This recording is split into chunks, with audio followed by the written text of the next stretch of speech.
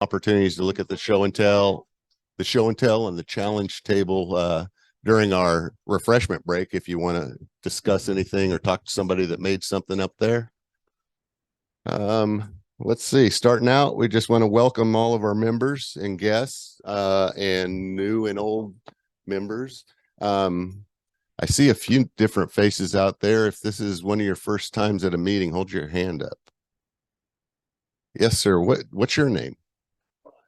Alan Myers. It's nice to meet you, Alan. Have you been to a meeting before? What brought you here? Very interesting guy to watch. So that's a good person to keep an eye on because he'll teach you a lot. Anybody else? Did I see it? Your face is new, but are you a newer member? Okay. Okay. Well, welcome to our meeting. I hope I can get through the announcements and everything pretty quickly, and we can get right into our demonstration tonight. I was pleasantly surprised on Saturday. I showed up at Open Shop. I showed up a little late, and I mean, within about 30 more minutes, we had probably 12 to 15 people in there. It was pretty fun to see. We had all kinds of learning and turning and teaching going on. So I like to see that and like to see more of that. So if you're available on a Saturday morning, even if you don't have a project to turn, come on in and visit and watch what's going on. Let's see. And hi, Ann. Ann Molina is here on Zoom tonight. I don't know if there's anybody else, but I did hear that Ann was with us, and we always like to have her visit. Tonight's agenda will be the club announcements. Then we'll get into our demonstration, which would be various Titebond glues and uses by Bob Behnke. He is here from Franklin International and going to tell us everything we ever wanted to know about Titebond products, right? Okay, mostly about glue, but you know we all use that. So thank you, Bob. We appreciate it. We'll take a short break after the demonstration, get some refreshments, and then we'll go right to the challenge table, which this month's challenge was to make a lidded box, primarily so that you used a jam chuck based on David Bartlett's demonstration from last week. And then we'll go to the show and tell table where you can see all kinds of variations of things that people have been out there doing. So to get right into the club announcements, help support the club by participating in the dollar sweepstakes. Vanna White over here is he's selling tickets, and we've got a $25 Metro Hardwoods gift certificate, and Bill Paulo donated a very nice chunk of African blackwood that will be a second drawing tonight. So it's a good deal if you can get into it for $1 or $2 or $3 or $4 or $5 or as much as you want.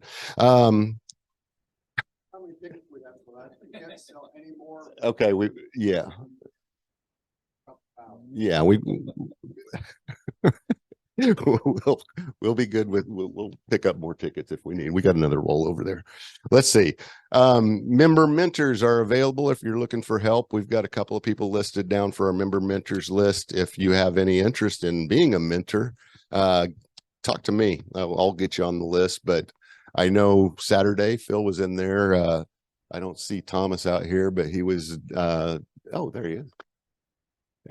He was showing how to work somebody through turning a bolt. And I think that's the important thing, is kind of remembering all the steps that it takes and kind of making mental notes while you're doing that. So appreciate that. The next open shop cleanup isn't until Saturday, May 6th, but I'll keep reminding you so we get attendance like we had last time. It took about an hour and a half, and we really got some stuff done. So hopefully we can get that happening again. If you happen to be a longtime member of the club with a membership that started prior to 2004, Kevin Neely would still like to know what your start date was, because he's trying to include the membership start date in our club members list. So just to any of our older members that want that information documented, let's talk to Kevin. Let's see, locating information on for the club. The ideal spot is the website KCWoodturners.org. If you go down that left-hand column towards the bottom, about everything that's happening is listed there and kept pretty well up to date. So that's where you go to find out what the next challenge is, or what the next demonstration is, or how to get a hold of a member. You go to the website and you can find that information. The Wood Chips monthly newsletter, you probably have noticed since Sean's passed, we haven't had a Wood Chips. It may be a little bit of time before we get the Wood Chips running again. So right now, keep your eyes out for the emails from Kevin that'll tell you about classes that are coming up and demonstration information and stuff. But as soon as we can fill that secretary position and the board, we'll get the wood chips going again. Let's see. Last bit of advice for locating information is to ask a board member. Board members, will you raise your hands in case anybody needs to know which ones we are? So we're always available to try to get you an answer if you have a question. This month at the board meeting, we introduced a couple of ideas that came directly from our membership. KCWT member Mike Erickson presented an idea to the board regarding club scholarship in recognition of those members who have passed. Now, we're not talking about a college scholarship, but what we thought is that we could offer a scholarship that would cover the cost of maybe a demonstration or a class that's happening, primarily meant for our new members, but there would be a application, I think, that Mike's going to work up. And the idea was, I think, real well received by the board. I think we could fund that without having to have any kind of special funding necessarily for it, but we may ask for donations every now and then specifically going towards that. More information to come on that, but we are working on that idea. The next idea came from our member Phil Royer. He hit me up and said, I'd love to see more fellowship at the kind of the people gathering around the table at open shop on Saturday mornings. So I let the board know that was a desire, and we've decided that we're going to set aside the second Saturday of each month as a time to come to open shop for the camaraderie and just to visit. And we're not stopping anybody that's got a project and is wanting to turn an open shop. All we're doing is saying that you don't have to have a project. Come on in, see what's going on, talk to other turners, and walk around and see what the other members are doing. So we're going to start that next month. So it would be April, right around tax time. April 8th. Okay.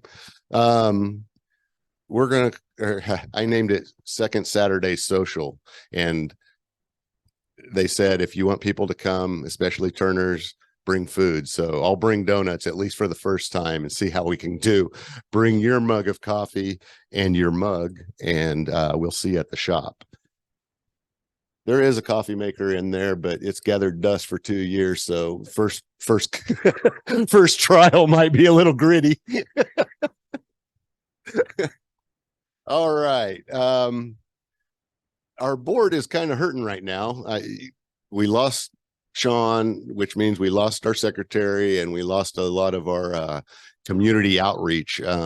So if you would be interested, we're looking for a secretary, somebody to take that position. We can run through you kind of the general responsibilities, and the board, I'm sure, would be willing to help anybody out getting started to take over some of the items or help get through some of the items that the secretary is responsible for. But even if you aren't considering being the club secretary, we could use a couple more members at large as well on the board. I think the more diverse our membership that we get at the board, the better we're going to run the whole club in regards to getting ideas and new ideas. I tell you what, Wendy Lithgow came in to our club into the board a couple of years ago, and just the influx of new ideas and enthusiasm was a tremendous burst, and we got a lot of things done. So I'd love to see some members come to a board meeting maybe and just check it out and see if it'd be something that'd be of interest to you. We are in need of some additional shop openers. So if anybody could commit a Saturday morning, I think we've got 2 open Saturdays, the 2nd and the 4th. That would be Phil and Sean's position. And we've still got Wednesday openings that we'd like to fill. Anthony and I've been covering them. And I think the 2nd and 4th Saturdays have pretty much been covered. David's here whenever he can be. So, we haven't hit a time when somebody's hit the door that I'm aware of and hasn't been able to get into the shop yet. But the more we start using the shop, the more that potential is out there. So if that's a consideration that you could commit a little time, it's not got too many responsibilities. You're more of a shop steward, but we call them shop openers. Let's see. Our club is always looking for demonstrations. I'm kind of running out of order here, but if you have an idea for a project or a demonstration or a project that would be a demonstration, talk to Mike Thomas. I think we're still looking for a June demonstration, but we may get creative. It's July. I'm sorry. We may get creative and come up with more of a member participation type demonstration like we've done before, and but we'll keep you posted on that. Let's see. Anthony, upcoming KCWT activities and events. Anthony Harris will be teaching a box making class, a lidded box making class, Saturday and Sunday, April 15th and 16th. So it's only a 1 weekend commitment. Keep your eye out for an email announcement. And then he's going to follow that up probably in the summertime or close to summer with a beginner spindle turning class, which seems to be a pretty popular class with as many new members as we've been getting. I've always heard that if you can master the spindle, you can master any tool. That the spindle gouge is a great one to start out with. Just mentioning this now, but make plans to attend our annual club picnic at Shawnee Mission Park. It'll be in June, and as it gets closer, I'll get the time, date, and the shelter number to you. And finally, our upcoming meeting demonstrations, April will be laser engraving techniques. Kevin Neely's going to come in and show us how he does some laser engraving with his. It's a small laser engraver, but he gets a lot done out of it. And in May, Phil Sykes is going to give us some information on proper chainsaw care, as well as how to attack a piece that you want to turn into a project. So that'll be interesting. And June, I still got June as to be determined, Mike, but I won't argue with you. If we get that nailed down, we'll put it on the website. So that gets me through announcements. Thanks for sticking with me there. And I'm going to now turn it over. What Anthony is setting beside is a very large top that was turned by Jerry Darter, and we are as many members as possible. We'd like to have sign it, and then we're going to give it to Sean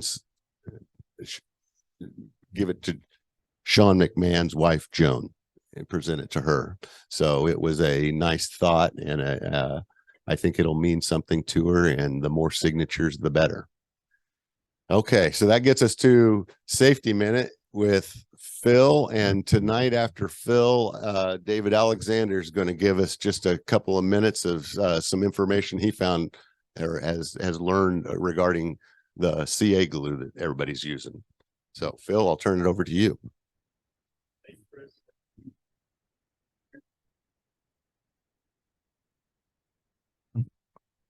Testing. There we go. Welcome to the safety minute, and it might actually be a minute today. Have you guys ever seen the show This Old House? There's this guy on that show named Tommy Silva, right? He's from Massachusetts. He's got the funny accent. This is going to be a video of his daughter, Kate. Kate and Tom have been woodturning the past couple of years, and they make a lot of videos that are usually more for like entertainment. And this is more of an entertaining one, but it shows something that we should all be wary of. So, roll tape.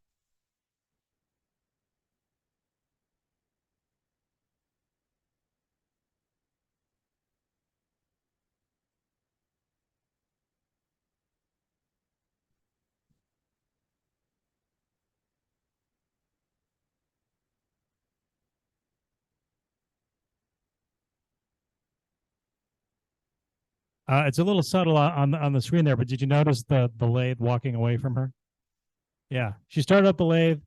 It wasn't initially walking away, but then it just started to kind of waltz away. And the first thing she did is actually go to turn the speed down on the lathe instead of turn it off. Somebody might want to argue with me, but I would probably recommend turning it off if it's walking away from you. Don't just turn it down. Also, you know, this is a benchtop lathe. It's also a great idea to bolt your benchtop lathe down to your bench. Now, even if you have like a 750-pound robust or one way or whatever, you should probably still check your speed before you turn the machine on for that, you know, first piece of wood you're putting on the lathe every day. But that's all I got. Thank you very much.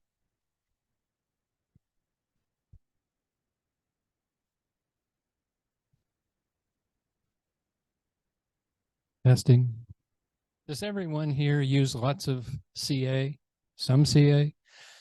Have you had the experience gluing body parts together that weren't meant to be together? Yeah, well, 99.9% of all my repairs, and I do lots of repairs because I like to turn spalted wood that's got lots of things to repair, and I end up, I'll at least glue one finger to itself, just glue on it, or sometimes I end up touching it and then I've got two fingers, you know, together, and you have to use acetone to get them apart. Well, acetone's not good for us.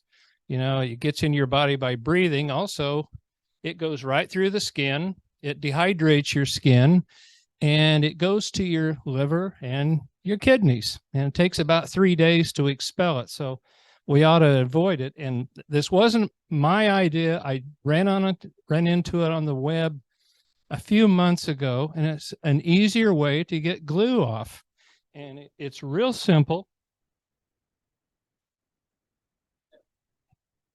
You simply dip your fingers in water, table salt, and rub them together, and it takes the glue right off without nasty smells and so on.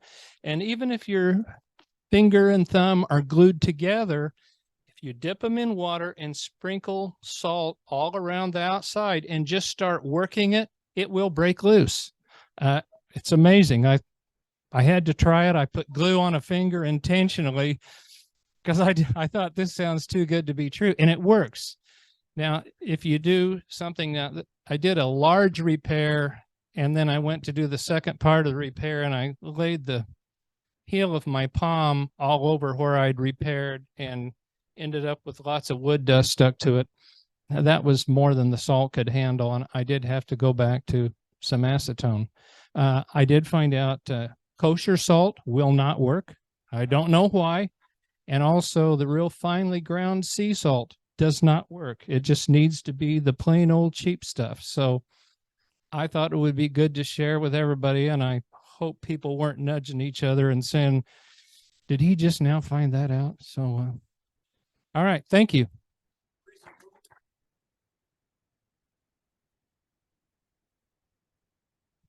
That was news to me. I'd never heard that. So good information to have. Okay. Well, let's take it right into our demonstration tonight. Bob, are you going to demo from over there and we can just hooked up? Okay. Okay. Then You guys can kind of switch around, or if you want, get a little better view, but I'm going to be kind of up in this area. So if you want to see me, you can kind of spread out a little bit, if you don't mind. Did everybody get a sample? All right. We're going to talk a little bit about the shelf life. So just grab at least one of these bottles and actually kind of pass some of these around, you guys, if somebody hasn't gotten them yet. We're going to talk a little bit about shelf life and manufacture date. But anyway, a little bit about me. I'm the technical service manager for Franklin International, the Titebond product line.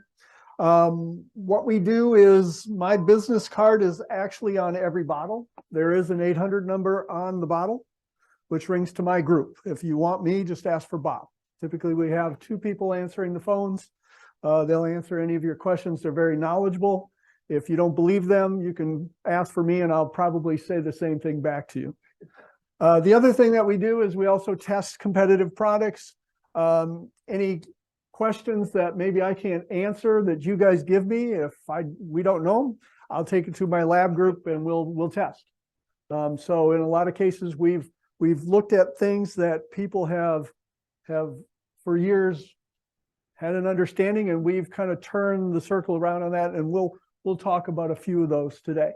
Now, this is not me just talking to you guys. This is a question and answer session. I've got my presentation. I guess they'll get it up there. So I've got a presentation that I brought just so that I have something to talk about until somebody gets their hand raised in the air. Okay, so this is not going to be an advertisement about Titebond glues. If you've got specific questions about some of the Titebond products, let me know. Again, what our company is looking at for the woodworking group is, we want to educate you guys. Because in a lot of cases, the phone calls that we get start off with, your glue sucks. And I've worked for other companies in the past, and in most of those cases, I don't know if I could say, no, it's not the glue. But for this company, the quality systems that we have in the plant, and again, this stuff is not rocket science, and the formulation for Titebond Original will be up here in a little bit. And I'll give you guys time to write it down. But I mean, it's not rocket science. There's not a lot that goes into it. It's a lot like cooking. Basically, you throw stuff in a reactor, you heat it up, and it makes glue. And as long as you're putting in the right amount, heating it to the right temperature, mixing it at the right speed, it always comes out the same. And so in most cases, it's something that you guys are doing. And what we need to do from a phone call point of view is to question you. And, what is it that's going on?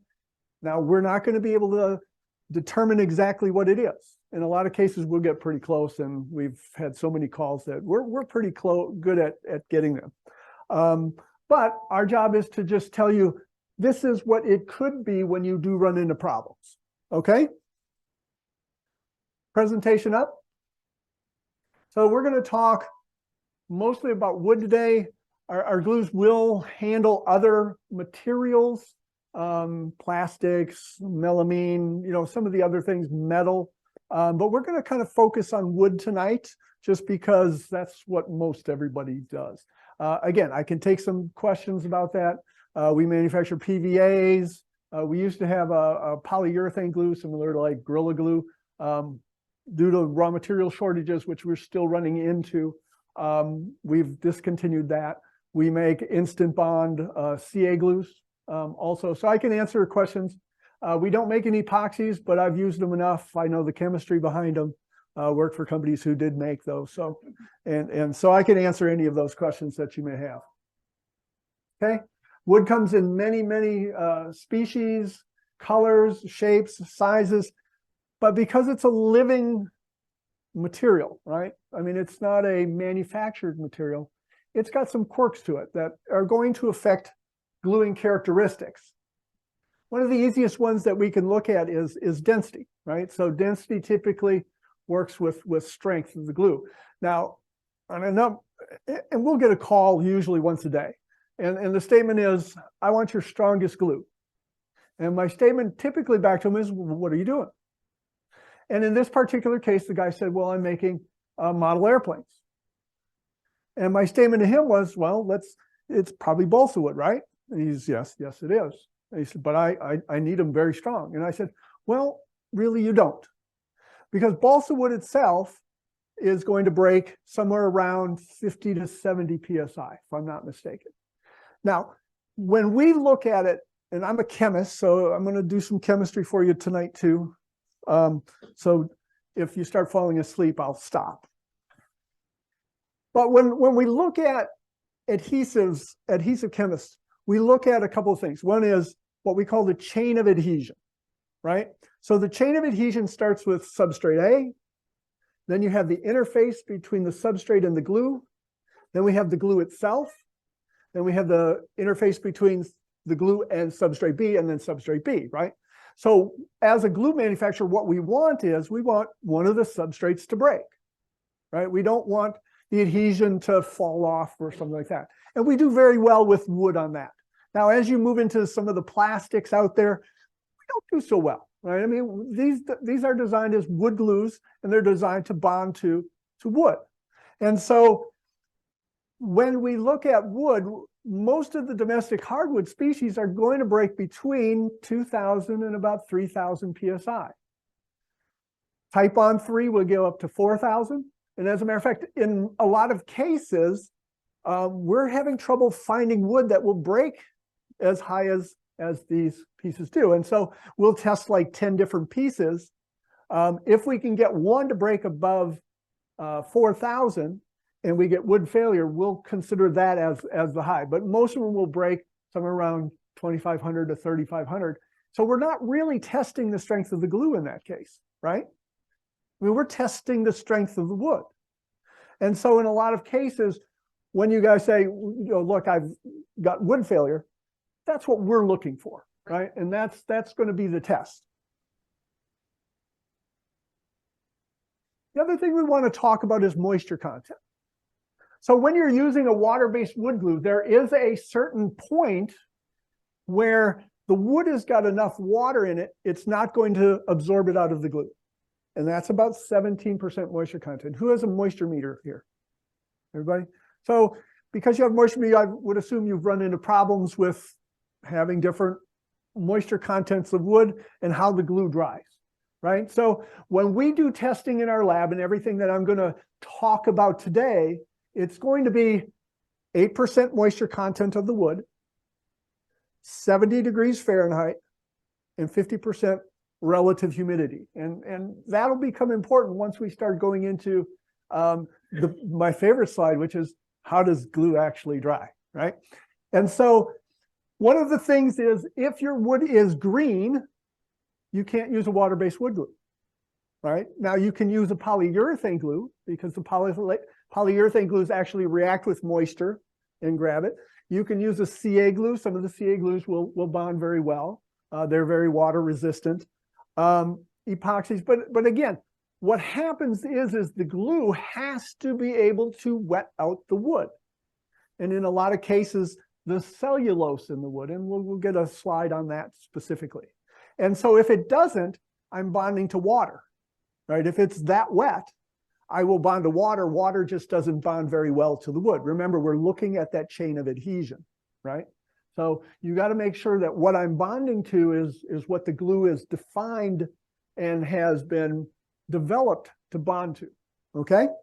If the wood is really dry, does it help the glue if you wet the surface of the wood down first? I mean, you can, okay? And so in some cases, you wet the wood, you may get it above 17%, right? And then so the glue's not going to dry well, and so you're going to have to leave it longer in the clamps.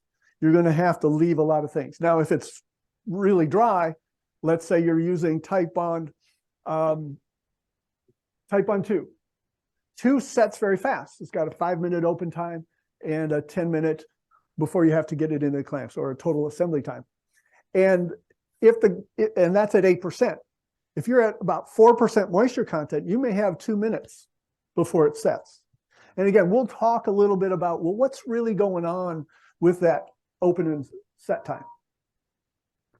The other thing we want to look at is that with moisture changes, that the wood will expand and contract, right?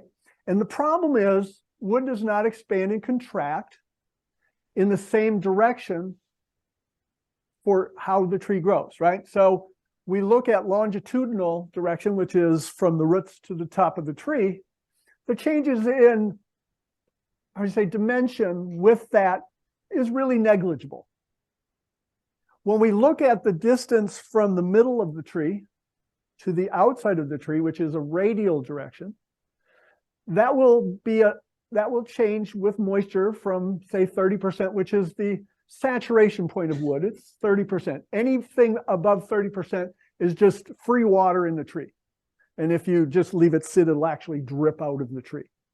At 30%, the fibers are still saturated, but the free water is gone. And this would be water that is going to be associated with the cellulose, kind of like when you take a paper towel and you soak it in water, you pick it up and it'll drip. But after a while, it's going to stop dripping, but the paper towel is still wet. And that's water that is associated with the cellulose in that paper, okay? And that's going to be important. So from that is X, and the X amount of movement that you see is dependent upon the species of the tree. And in some cases, depends on where it grows.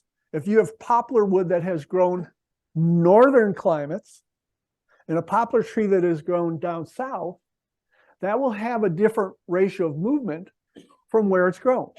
And it has to do with how closely the cellulose is packed in there. Amount of growing season, warm season, and all of that, right? And so again, we don't know what that X is, but we know that it is a certain amount, typically per species. Then we look at what's called the tangential direction. And the tangential direction is that direction that follows the rings around the circle, right? And that is 2x. Typically, it's going to be twice the movement in that direction than you're going to find in the other direction. And what happens then is when you see a tree that's cut, and that's why you see trees will split, because the tree is not shrinking the same amount as it shrinks inward as it does around the outside. And so the tree will, the forces on that will cause the tree to then to split, okay? Very important to understand it. Now, the reason we want to know that is because there are reasons that you need to understand is if you have and this occurs more for tabletops, right? And benches and stuff like that. But what happens is if I start with, say, wood at 6% on the outside and I have a piece 10% in the middle, eventually it's going to equilibrate to its use moisture content. And that will vary depending on where you are in the States. If you're at the coast, normally it's going to be 10 to 12%. If you're in Phoenix in the desert, that's going to be 2 to 4%. If you're in Minnesota in the winter, it's going to be 2 to 4%. Then in the summer, it may be 8 to 10%, right? So it's going to vary. And so what's going to happen to that piece of wood is that middle piece is now going to be smaller than the two outside pieces, and you're going to get what's called a step joint.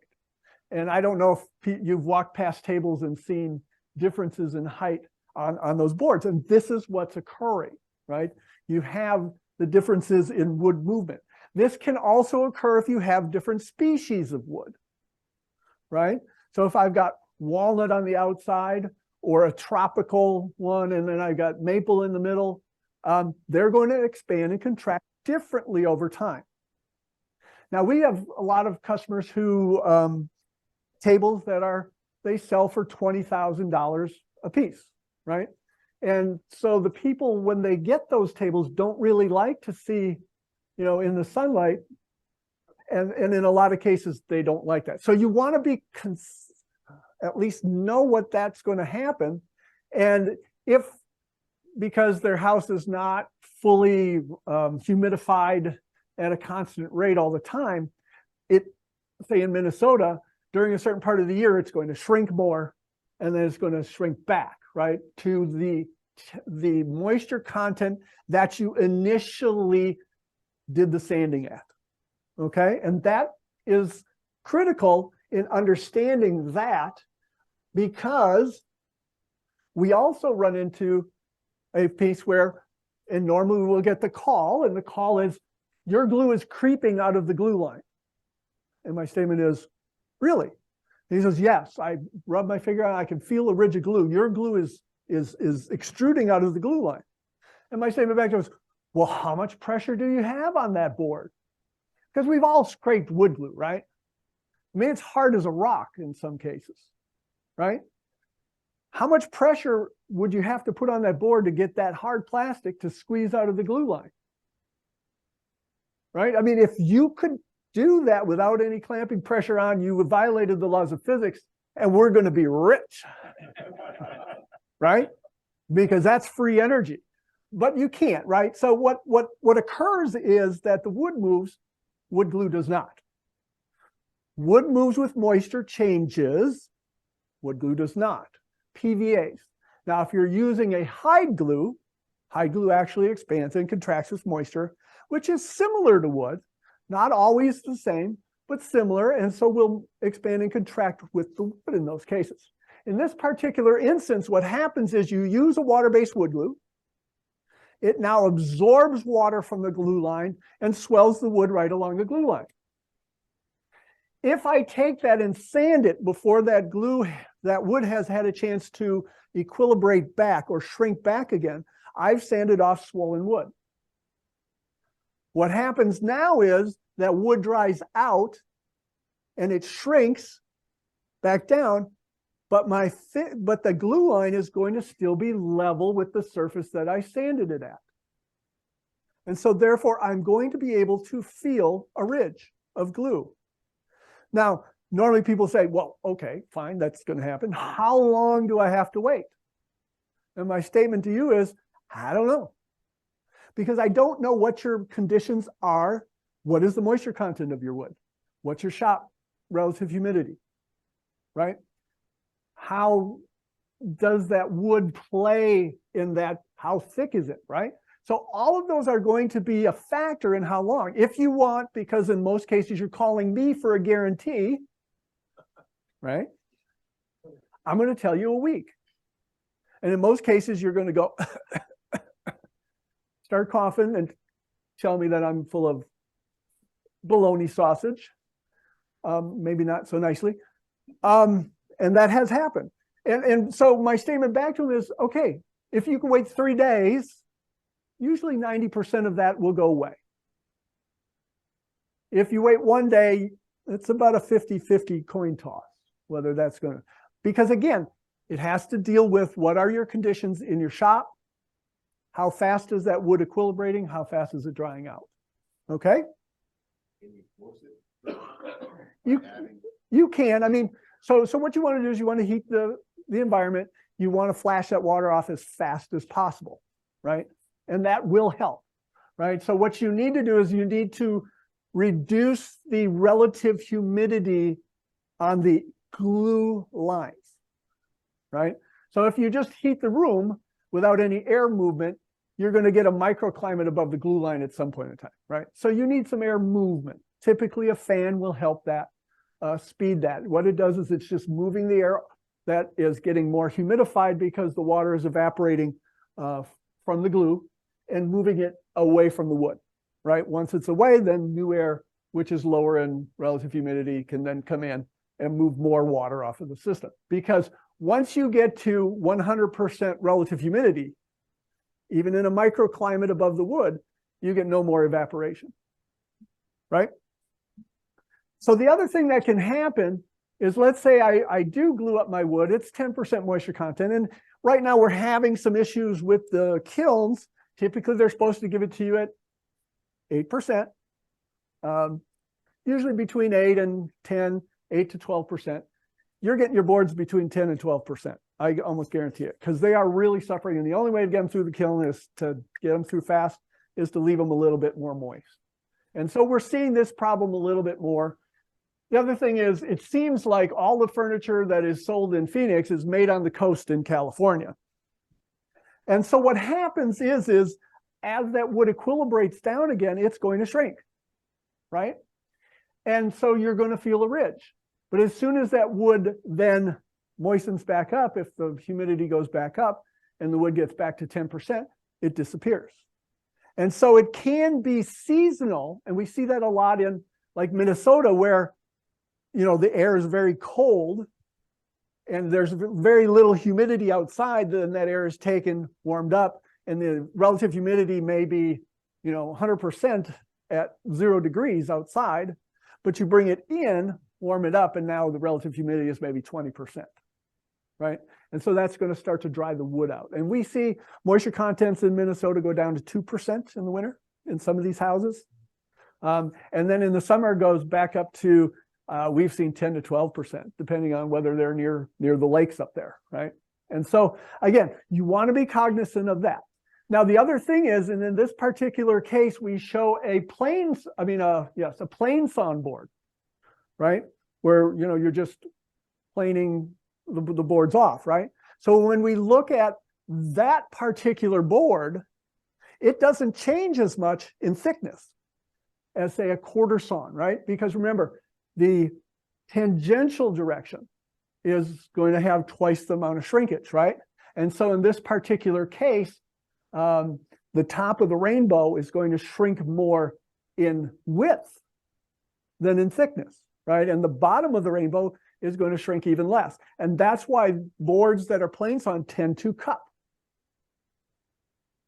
Whereas quarter sawn or rift sawn, where the wood grain is straight up and down, will change in thickness more, right?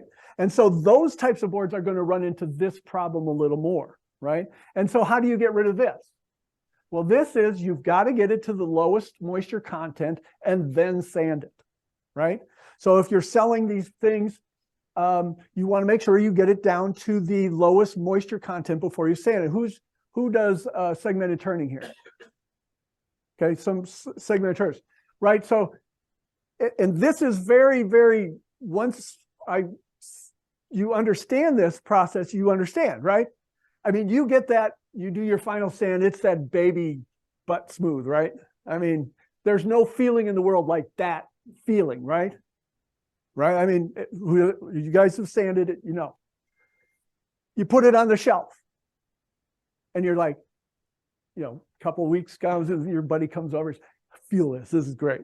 And he feels it and he goes, I don't know what you're talking about, right? I mean, it's dimply, you can feel every little segment.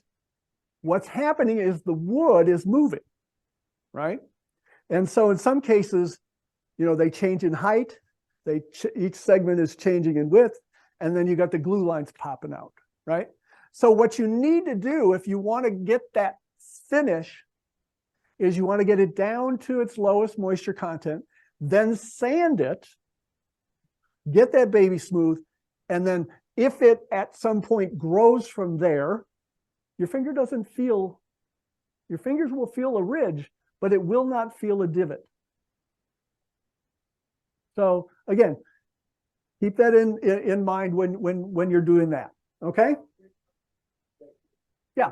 If in place of sanding, you're doing a final fine turning and then followed by sanding where you leave some more time for the equilibration of moisture. I'm just looking for what's the best way to beat the game. Again, I don't know, because you're looking at a complex situation, right? So I don't know what the final moisture content that's going to see, right? Now, like I said, if you want to guarantee on the glue lines for sunken glue lines, because in that particular case, if I've got true sunken glue lines, I've got to sand all of the wood off to get down to that level, right? So there's a lot of sanding to fix on that.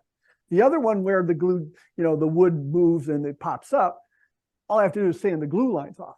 That's an easy fix, right? And so what I said was probably 3 weeks. The thicker your vessel, the longer that's going to be. The thinner the vessel, the shorter that's going to be, right? And so we want to just be cognizant of the fact that the wood is going to move and plan for it, right? And that's why when you got a large side of a cabinet or a large piece and it's got a molding piece on it, that wood is moving side to side, but the trim piece, because it's in the longitudinal direction, doesn't move, right? And that's why in some cases on these furnitures, you got a large sliding dovetail that you put in on there to allow for that to move, right? Without breaking off. The quick and thick that, I don't know, has anybody used the quick and thick? Okay, so the quick and thick was designed for those trim applications, right? It's a very soft adhesive, very flexible, and so allows for a lot of that movement without causing the wood to crack and break. Questions? Yes, if on glue up is there any difference in a just an air dry glue up versus say a vacuum bagging? So the issue with vacuum bagging is now instead of being able to dry to the atmosphere, right? All of the drying has to be on the inside because there's no movement of water out, right? So I've just encapsulated in a piece of plastic, which isn't going to allow it to dry. So your wood has to be dry enough to allow the glue, the water in the glue to move into the wood itself, okay? So that's really the difference. And in some cases, it can take a little bit longer. If you started at 10% moisture content, or it really starts to slow down. So at 12%, you can pretty much just double the times. At 13%, it's about 4 times. At 14%, it's about 6 to 8 times, right? So as you get closer to that 17%, which is zero drying, right? That can slow the drying process down significantly for a water-based adhesive. In those cases, maybe an epoxy is better if your wood is wet. But just remember that if you are working with wet wood, as it dries, it's going to change shape. So what was maybe a round bowl or what was a flat piece, now as it dries is now warped or twisted, right? I don't know if anybody's worked with veneers.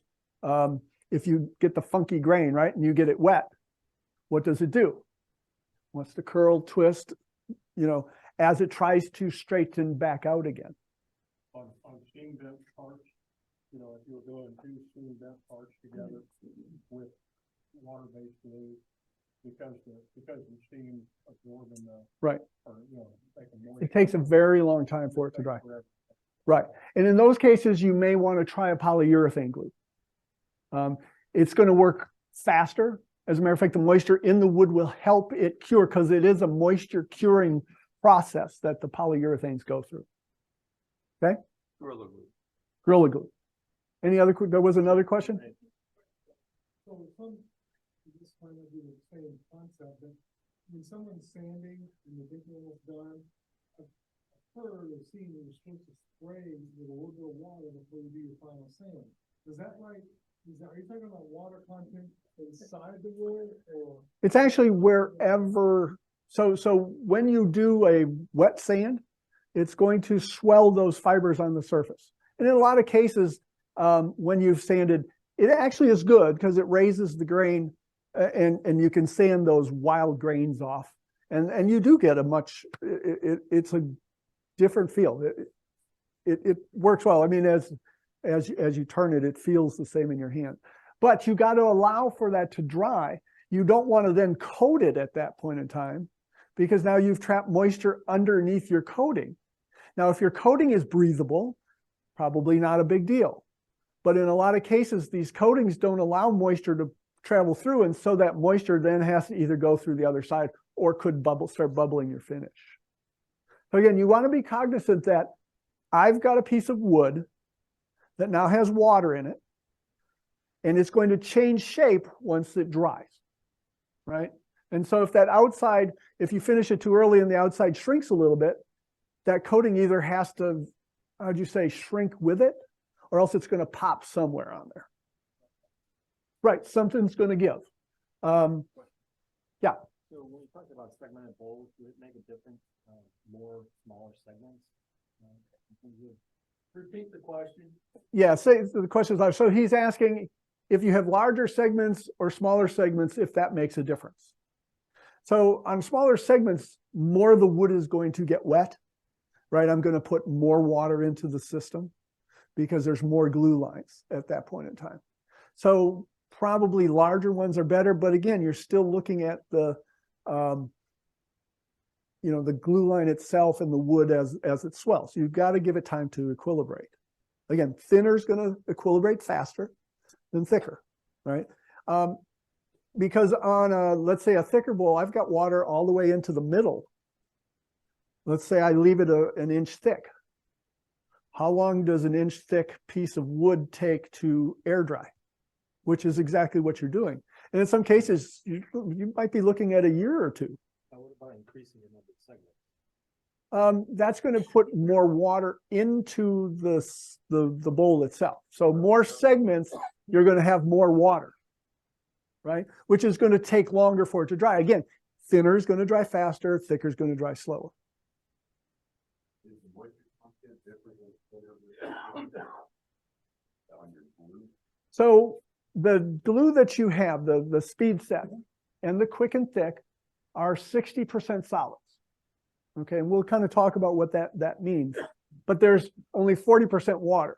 Whereas with Titebond Original 2 and 3, they're about 50% solids. So they have more water to them.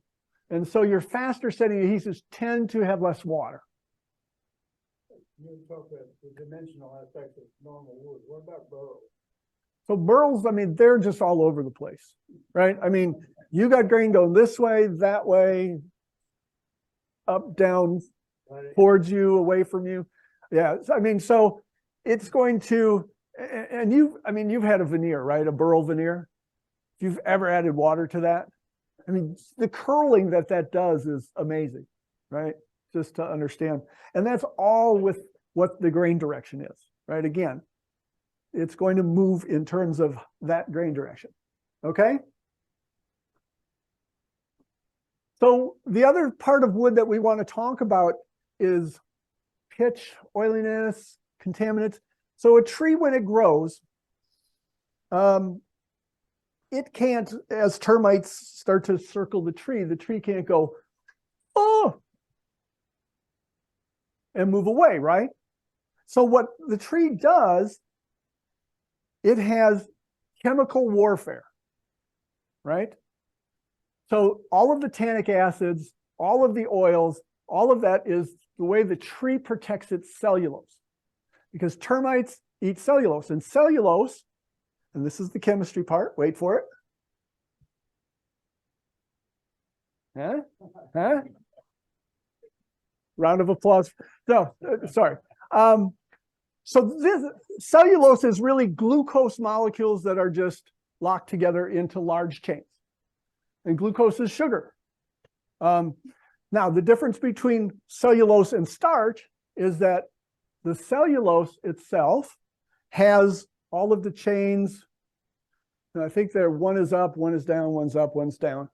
And then with the starch, they're all in the same direction. And I'm going to tell you why that's important, okay? So I'm going to shatter most people's thoughts about how glue works. Glue does not work by bonding to the pores of the wood. Absolutely, I can tell you the reason why. What would be the strongest bond if that was the case? End grain to end grain, right? That would be the strongest bond that you could make. There's so many pores on end grain. If that's how glue bonded, that would be the strongest bond. But is it? Absolutely not. And the reason is because there's very little cellulose. It's like bonding to the ends of straws. I only have the little circle to bond to. Whereas on side grain, if the straws are laid sideways and I'm putting two together, I've got tons of stuff to bond to. Okay? So wood glues bond to the cellulose. Actually, the oxygen molecules love electrons, and it's going to steal an electron from that hydrogen. And what happens is I get a net negative charge on the oxygen and a net positive charge on the hydrogen. And what that does is it creates a little magnet, like a little neodymium magnet.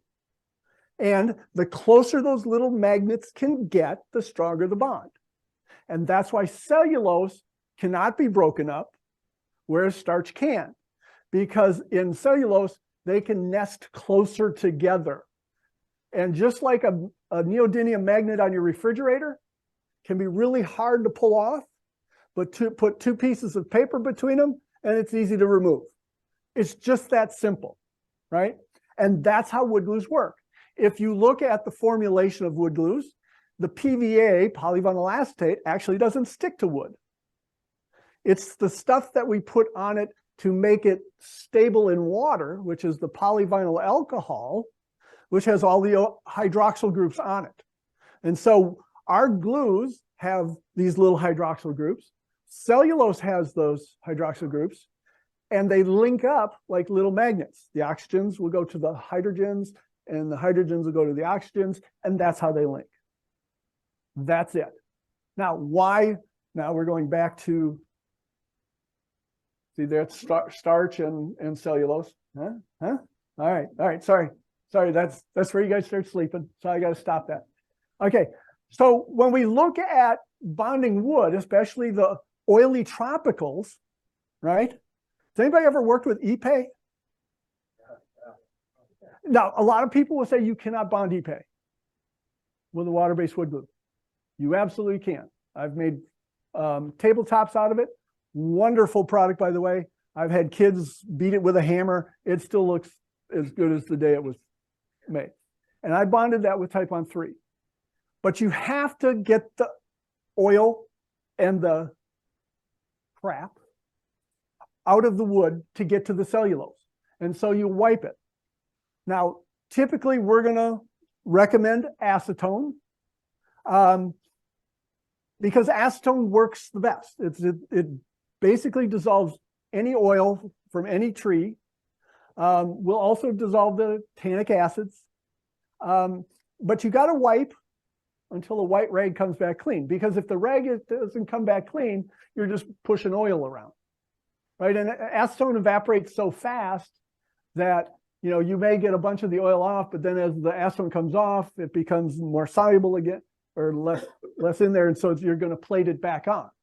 So you're going to need to wipe and move to a different part of the rag and keep wiping. And with Ipe, you're going to give up well before that ever happens. And you're just going to glue it up anyway. And in most cases, it's going to be good enough, right? So when we'll kind of go through some of the joints, but the glue has to, the objective of the glue is to hold it together during use, right? If I have a tabletop that's not going to get a lot of abuse, no one's using a sledgehammer on it, it really doesn't matter. It just has to stay together during the use of that product, right? And so in that particular case, it does work. Now, certain cypresses, especially old growth, you want to wipe them. Also with cedar. Now, again, not all of them are going to have a lot of oil in them, and probably not a big deal. But if you want to guarantee that it's going to stick together, I'd at least try and wipe it and see what you come back with. If your rag is saturated with some yellow, oily, gunky stuff, I'd wipe it until it comes back clean. Then you're going to be assured that you're going to get a good bond. Question? What about isopropyl alcohol? So when you use alcohol, a couple of things wrong with alcohol. Not that you can't use alcohol. One thing is alcohol sometimes comes with water added. So then you're putting a little more water in to the wood, right, over time. The other thing is when they have to denature it, they can put stuff in it, right? And that stuff could be oil to denature it. And then at that point, as the alcohol evaporates, you've got more oil in there, right? We know that acetone, wherever you buy it, is pure acetone, right? Lacquer thinner. People use lacquer thinner. But we used to sell, when I worked for a different company, we used to have hazardous waste that we generated, and we'd have to get rid of it. And you have these hazardous waste companies who you have to give them a bunch of money for them to take it. How they get rid of it, though, is they sell it to these other guys, which the EPA allows you to have a certain amount in these other things. So they'll put it into lacquer thiners and stuff. And so you don't know what you have, right? Acetone, I know what it is. So again, you're calling me, you want a guarantee, I'm gonna say acetone. You want to use other things? Perfectly fine. Are they going to work as well? I don't know. I don't know. It's going to depend on what's in it. Okay. Now, the other thing, and this sometimes doesn't work. Yeah, this picture's not going to work. It, for whatever reason, it typically doesn't. If you ever end up with black glue lines, yeah, if you can get a picture of that and zoom in on that. If you run into black glue lines that you put glue on and they've turned black, what that is PVAs will react with iron and turn it to a black. Everybody's taken vinegar and steel wool, made a dye, right? It's the same chemistry that's going on, right? So PVAs, polyvinyl acetates, the acetate portion tends to hydrolyze off over time. That's why you can't use them for photographs and stuff, because it'll turn your photos dark, right? That's the acid will react with the wood.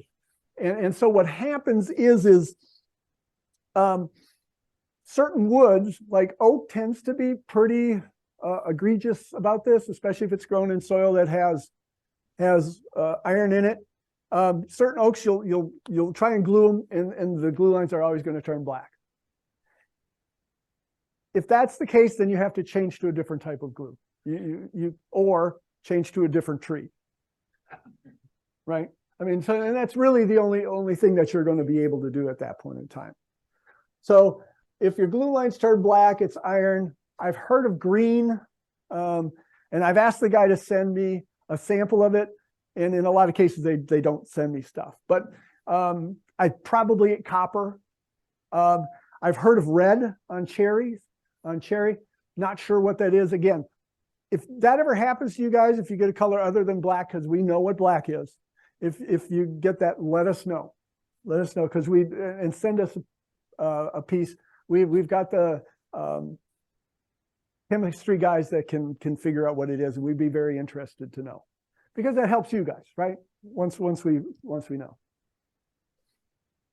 So let's talk a little bit about some of the different gluing that we do. Okay. So the easiest and the strongest that you're going to get is side to side, face to face gluing. That gives you so much cellulosic, so many neodymium, microscopic neodymium magnets that, you put enough neodymium magnets on your refrigerator, right? You're going to be able to pick the whole thing up, right? So as wood gluers, we want to make sure that we optimize the amount of hydroxyl bonding that we get between the wood and that, right? By removing all of the pitch. The other thing is burnishing, right? So if I've got a piece of wood and my blades are very dull, right? I no longer have cellulose on the surface. I now have carbon char, right? I don't bond to carbon char. And it doesn't even have to be dark like this. It could be like this, because this is the other side of that block, right? It can just be polished looking.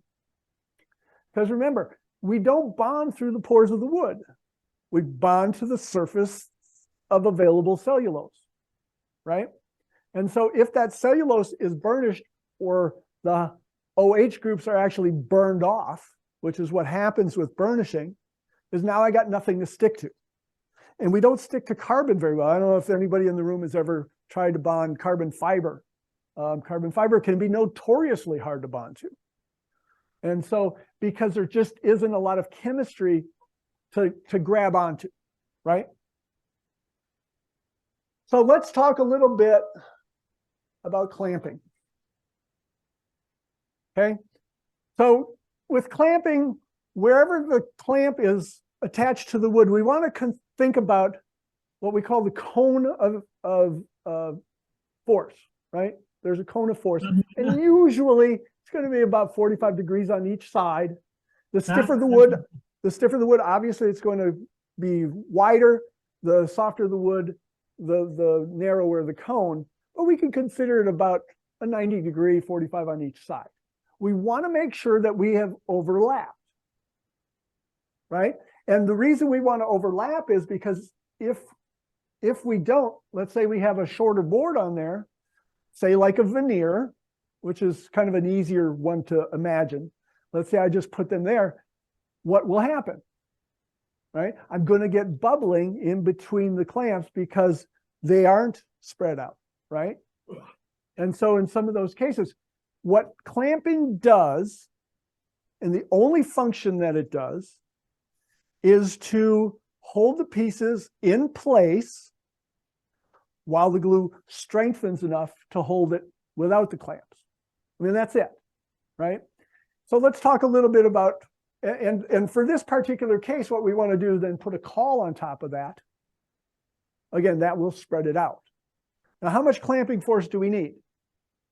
Okay, so we had a gentleman call. He was gluing some Jatoba together, and he was having problems with it. And so we talked to him for a number of hours. Because Jatoba's expensive, and he was very upset. And so I asked him to send us some of the Jatoba, because our recommendations were for softer woods, we want about 100 PSI clamping force.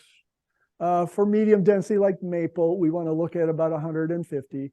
And for high density, we want about 200 PSI. So we did some testing on it. And what we found out is we were absolutely wrong. What we did in the test was we took a 5-pound weight. So we did 3 different pressures. We did a 5-pound weight. We just put the 5-pound weight. And this was basically one of like the test block. So basically we just did that, put a 5-pound weight on it. Worked out to be about 0.6 PSI in holding power. The next one we did was we did our recommended pressure. And then the third one, we went all the way up to 1,000 PSI because in 1998, some professor published a paper that said you could go all the way up to 1,000 PSI without worrying about bond strength, that it wouldn't fall off. What we found out was that he's wrong too. So we also took 3 different hardnesses of wood. We took poplar, we took maple, and then the Jatoba. In every single case, the 5-pound weight was the strongest when you went to go break those apart.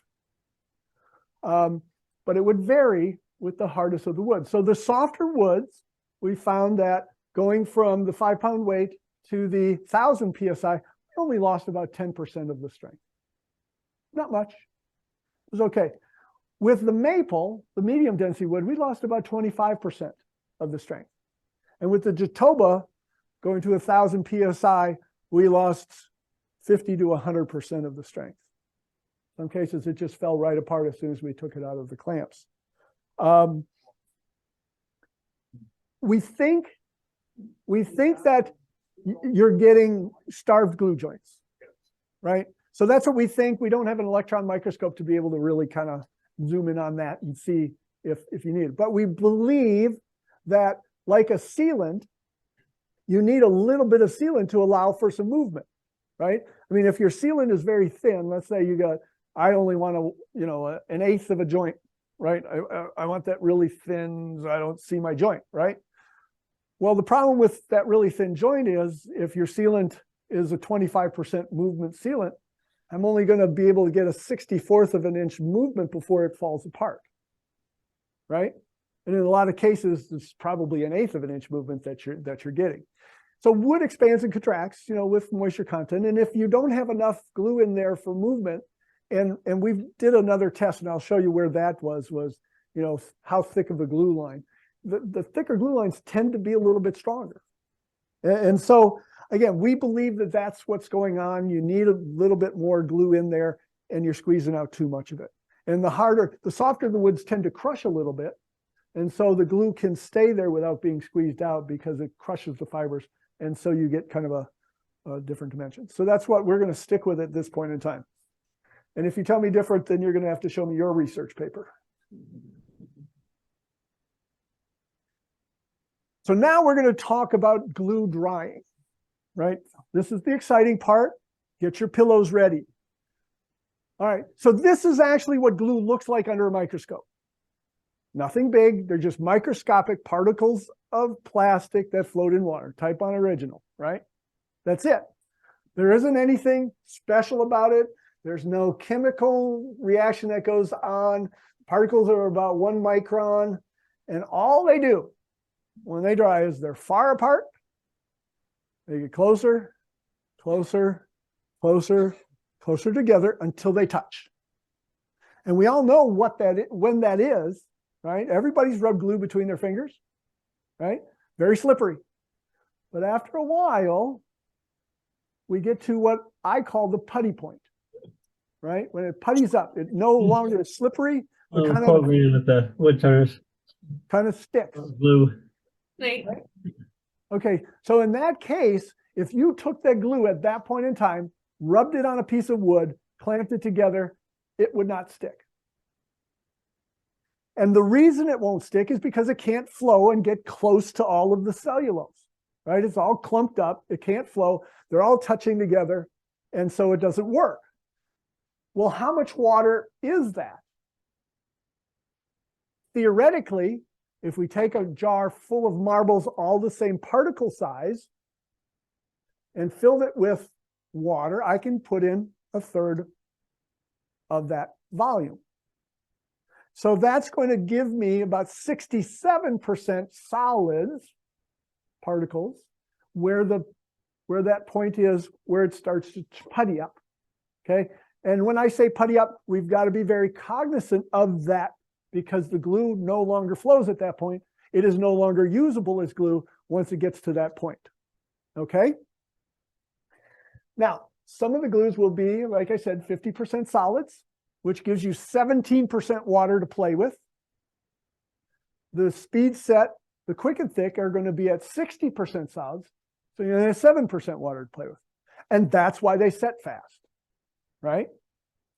So that's the only thing. Again, this is not rocket science. Once you understand the concepts of how glue works, now you can go, oh, well, that makes a lot of sense, right? And so all of the glues that we have are going to have what we call an open time. And the open time is where the water is evaporating into the air and the wood is sucking the water out of the glue. As soon as the glue hits the wood, I am getting a layer of putty glue. And everybody knows this now because you've all used your finger to spread the glue. When you first put it on, you get those draggy sections, right? Those draggy sections are where the glue is already puttied up. And that's how fast it putties up. As soon as it hits, I get a layer of glue already. So then I got to put more glue on to get a flowing layer of glue, right? That's what I'm after. For a strong bond, I need to have a layer that is flowable for it to work. So our open time is that time where the water is evaporating from the surface, and that surface can skin over. Once it skins over, I'm toast. Or if the water soaks into the wood too much and it gets to the putty point as I put the second piece together, it's not going to flow to the second piece. And this can be very important. And again, this call started off with your glue sucks. I don't know if you can zoom in on this. So this is a Newell post, obviously much longer. This guy called and we're on the phone for about 2 hours. And like I said, I can't fix things if you don't tell me the truth, right? So normally it starts off with, I've been doing this for 30 years and have never had a problem. I do a lot of gluing. I know how to glue. I have problems. Titebond 2, this was Titebond 2. Titebond 2 is notorious for problems. And the reason it's notorious for problems is because it sets very, very fast. It was designed as a production adhesive. It's got a 5-minute open time on 8% moisture content wood. And you need to clamp it up within 10 minutes or you're toast. So with this particular piece, I can absolutely tell you what this guy did. So in this particular case, he spread glue on this surface. Then he spread glue on this surface. And then he spread glue. I don't know if you can see the glue line here, but he spread glue on that surface. And then he clamped it up. In this particular case, because he spread the glue on this first, it had dried already on the surface. So when he put the boards together, there was very little transfer to this side. On this one, because it was a little more open, we get a little bit of fiber tear on this side. You can kind of see where it's torn some of the fibers off. But again, it was pretty dry. On this side, we couldn't get it apart. So this side was still flowable at that point in time. So if you tell me the truth that actually you did this was too long in that one, what I can say is my glue is not smart enough to play tricks on you. My glue is not going to go, I'm going to bond here, and then I'm going to fail over here. Wait till he does that. Takes it out of the clamps, right? So it can't. And normally, if you call me and you're having problems that your glue's not bonding, I'm going to tell you to take some scrap pieces of glue from your project that you did, little small piece, glue it, clamp it together, let it sit overnight. Now, what that does is, I'm absolutely positive that you can get a small piece of wood glued together within that usually 1 minute if your wood is really, really dry, and you're using Titebond 2. It can be about 2 minutes in some cases before that starts to set, okay? Especially if your wood is under 4% moisture content. And so that gets rid of all of that, and then break it with a hammer in the morning and see. And in most cases, if you are breaking wood at that point in time and it doesn't come apart, my glue's okay, right? It's something you guys have done or something that is occurring in your process. And so this is another one that came in, the guy had, and again, he was very upset. He goes, I glued this together and then tapped it lightly with a hammer and it came apart.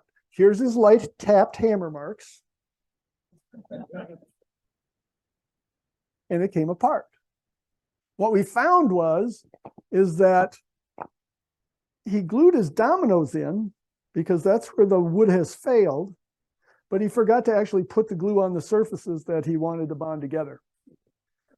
What I will tell you is you have to put glue on if you're going to have your parts stick together. That's a prerequisite. You're going to have to put the glue on.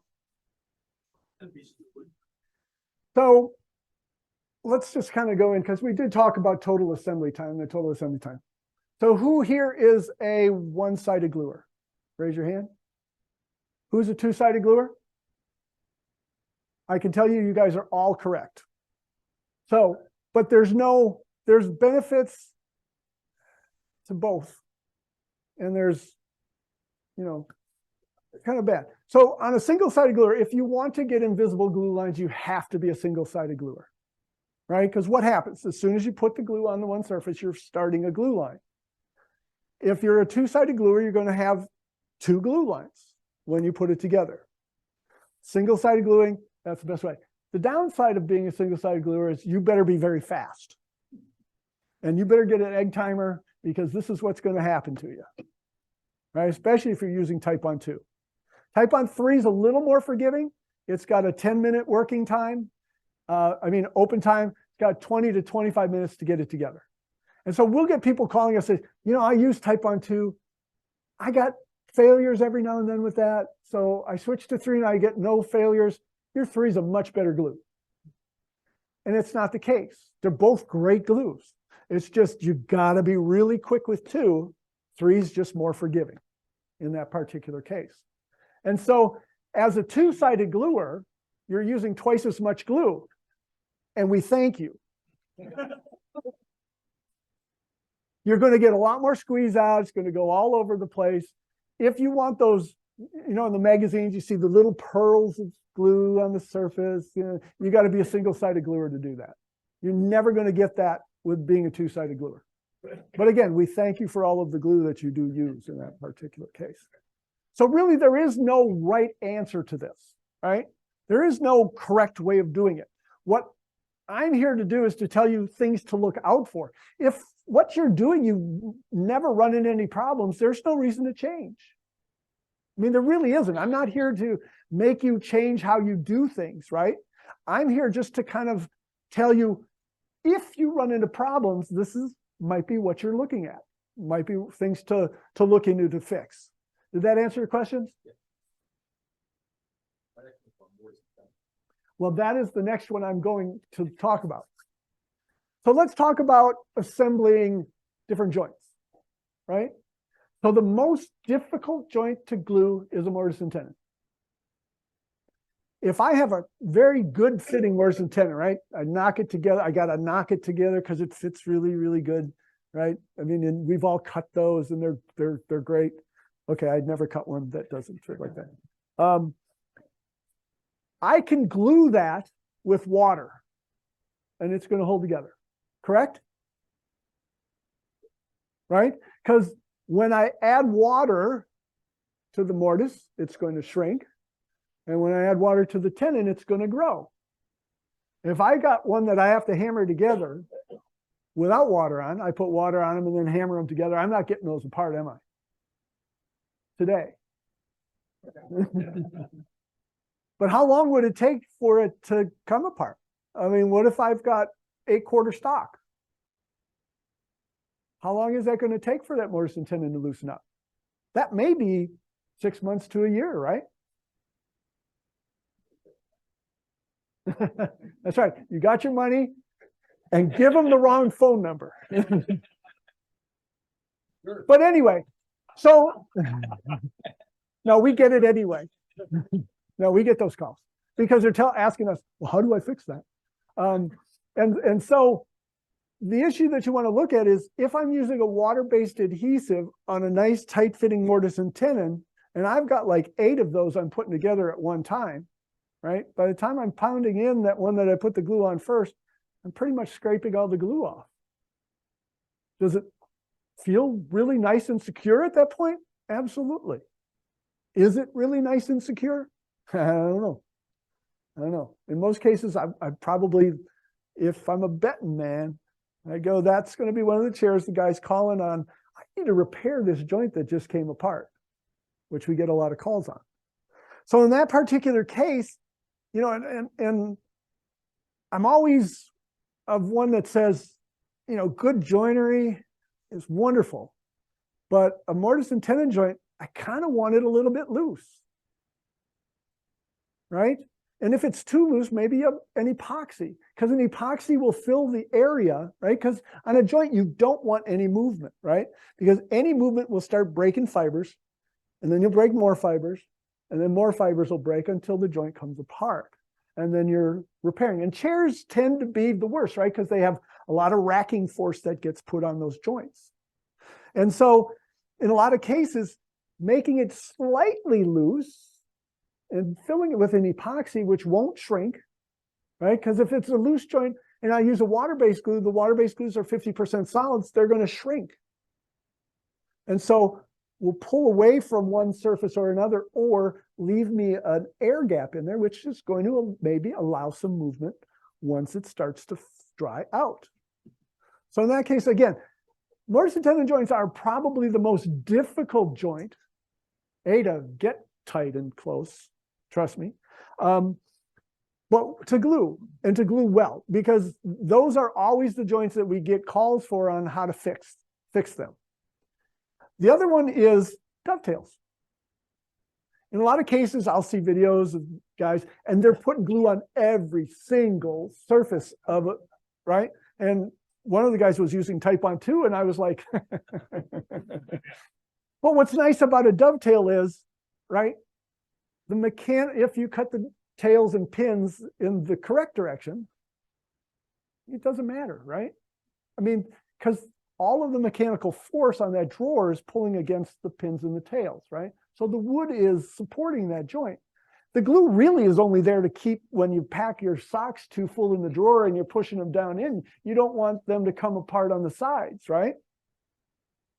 So all the glue is really doing is you're just tacking that in place. You don't need to fully glue those. I could put a drop of glue on each of the tabs and shove them together. You ain't getting that apart. So again, what we want to look at is, what is the glue doing in your projects? And what is the joint doing, right? So let's look at, the dominoes, right? Put in dominoes or dowels or biscuits, right? So if I'm gluing edge to edge, do I need anything to strengthen that joint? No, I mean, it's going to be as strong as the wood. I mean, it's going to break. There's so much cellulose here, I don't need to.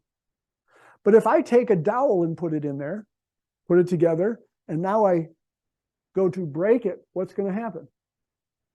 That dowel is going to come through the surface because I've just cut away a third or 2/3 of the strength of the wood, right? Because now that dowel only has to pop through that third of the wood. So I've actually weakened that joint by putting a dowel in there, or a domino, or even a biscuit. And in some cases, I've seen where somebody has made a table, put biscuits on, and they're putting glue in every single biscuit hole, right? And then put it together, and then they go to sand it. Once the table dries, you can see every single biscuit in that table, right? Because as the glue dries, the wood shrinks, right? Because it's swollen the wood. How long is it going to take before you can sand that, say, 1-inch wood or 4/4 wood before I can sand it to not get those? It's probably going to be a year or so, right? And so we want to be cognizant. Do you have to glue biscuits in place? You don't have to glue them. I mean, you're going to rub the glue on the surface. Some's going to get in there. It's going to tack them in. Biscuits are good end to end for alignment purposes. I mean, that's what you're using it for. They create no strength value whatsoever in that joint.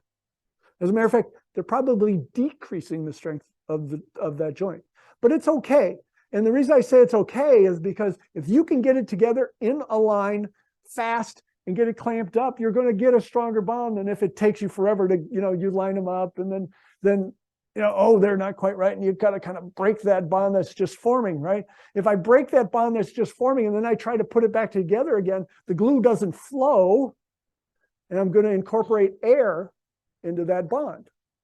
And the air is going to be places where the force will focus and will break, right? So your joints are going to be stronger the faster you can get them together.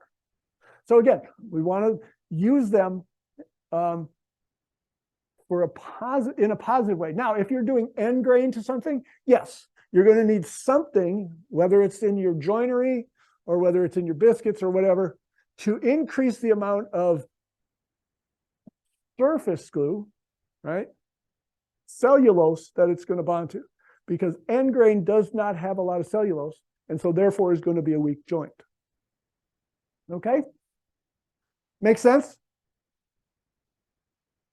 So, I mean, we do a little bit on hot and cold pressing, but most people don't do that, so I don't want to bore you guys to death. Looking at end grain, we talked a little bit about end grain. You can kind of see the picture, just not a lot of cellulose there on the ends to glue to. And so that's why they tend to be weak. We did develop our quick and thick, which used to be our molding and trim, which used to be our no run, no drip. We've renamed it 3 or 4 times. Still the same glue. It's just exactly the same.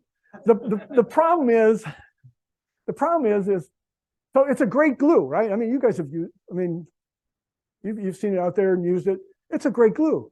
It gets up to 3,000 PSI, strong enough for most of the domestic hardwoods, maybe not some of the tropicals, but it's flexible. And if you're gluing things that are from different directions, right, that expand and contract differently, that's a great glue because it will move with that movement, right? And that's why as a molding and trim glue, you don't need to pin nail your trim onto the side of a cabinet. You can really just glue it in place. And that glue will allow for expansion and contraction, and so it's going to stay there. And a lot of people kind of go, gotta pin nail it. And I'm like, you really don't. Picture frames, glue them together. You don't need clamps. It is end grain to end grain. The quick and thick was designed to be thick so that it doesn't go down the pores of the wood. So it stays in the glue line, gives you a thicker glue line, which tends to be stronger. So it gives you the maximum that you're going to get for an end grain joint, right? And so now would I still use an end grain joint on a chair? No, right? I mean, again, you've got to understand what are the forces that are going to be in your joinery, what's it got to resist, and go from there, right? I wouldn't use this for anything that's going to have any strength necessary whatsoever. Again, great for picture frames. In a lot of cases, you don't have to clamp it. Get a 90-degree jig, put your miter joint together, rub it until you feel it catch, set it in there for about 15 seconds. Then you can pick it up, put it over there, get your other two pieces. Do the same thing, rub it, put it in. You got to make sure it's 90 degrees and you got to make sure it's flat. Don't ask me why. Then you take your next two pieces on a flat surface. Again, if it's not flat, then never mind. Just rub them together, rub that one together, kind of hold it for a little while, then leave it. In 24 hours, you could take that frame and throw it. It's going to bounce. And the reason it bounces is because the glue is flexible. It's not brittle. It'll hold that much better. So again, Quick and Thick is an interesting product. Sounds like hide glue. You just rub it together and done. So hide glue will do that too. But again, if you're wood, it is still a water-based adhesive. If your wood is going to want to warp or twist, it's still not strong enough. You're still going to have to clamp it in some cases. A rub joint is perfectly fine. Basically, just rub it together till you feel it catch, and then just put it off to the side. If your wood isn't going to want to twist apart, it's fine. As soon as it dries, it's going to be, in most cases, stronger than something that was clamped. Remember, we talked about clamping. Any force extra that you're putting on it will weaken the joint. So rub joints actually are very, very strong joints. Perfectly fine. So again, one of the things that somebody had talked to me about was freezing. Most of our glues are designed to be freeze-thaw stable, which means you can freeze them, thaw them out, and they may get kind of gelled.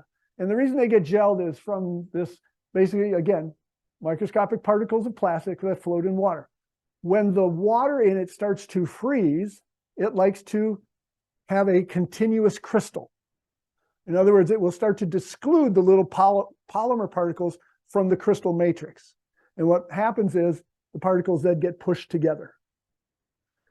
It's glue. They like to stick together. So you want to make sure that if it does freeze and you thaw it out, you mix it. Okay. The higher the solids, though, the more that those particles are going to get pushed tighter together. So if you freeze the speed set, it's toast. The Quick and Thick, first time it freezes is not really good. Second time, it's toast. So just note that you got to break those particles back up again. And you can't do it by shaking the bottle. I mean, you got to get some high shear in there. If you think about it, you're breaking little particles that are now attached together. You got to shear them back apart. Okay. So in a lot of cases, we put on the bottles don't freeze, but in most cases, original 2 and 3, you can freeze them. And they'll come back. They may be a little gel. The problem is if it freezes, thaws, and then freezes again without you mixing it, that second time pushes the particles together tighter. And eventually it isn't going to come apart. And so our rule of thumb is if it doesn't come out of the bottle, it probably isn't good. If it comes out of the bottle, acts like wood glue, it can have frozen 1,000 times. If it's still, test it. Take a piece out of your bin from the project you're using, clamp it together overnight, break it with a hammer. If you're getting wood glue failure, that glue could be 1,000 years old. You could have got it from the pyramids. And if it's still breaking wood, it's as good as you need for your project. I mean, that's really it. So for shelf life, and everybody's got a bottle, or somebody close to them has a bottle, we put a lot number on here, which actually gives you the manufacturing date. So if everybody's got their bottle, you have one? Yeah. Grab that.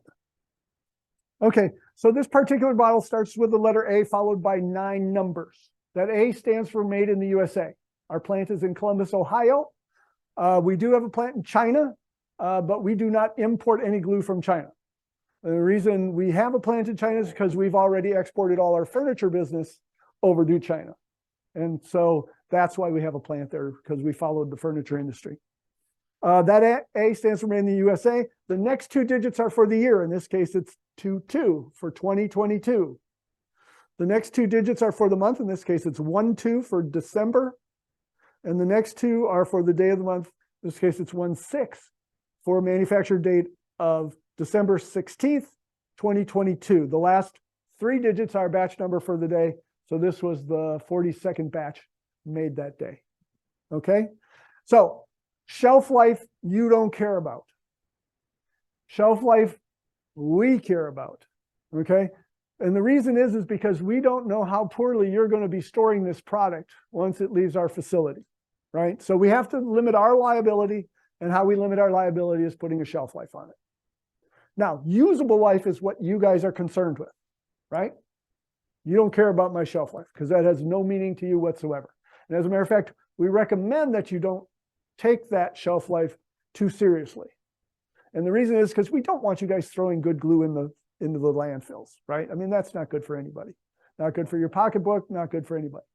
So if it is an unreactive adhesive, okay, an unreactive would mean a PVA that is not water resistant. The usable life of those products tend to be about 10 years. And in that case, what happens is, after 10 years, water will actually evaporate through this plastic over time. It's got a moisture vapor transmission rate, all plastics do. And eventually it'll dry out in the bottle. You can always add 5% water to any glue, any water-based wood glue, without losing any strength. Adding 5% more on that will reduce the strength by about 20 to 25%. Okay? So you'll lose a little strength if you start to dilute it too much. But the first 5%, you're good to go on. And that's 5% by volume or weight, because it's so close, it doesn't matter. So non-reactives, 10 years or more. Hide glue.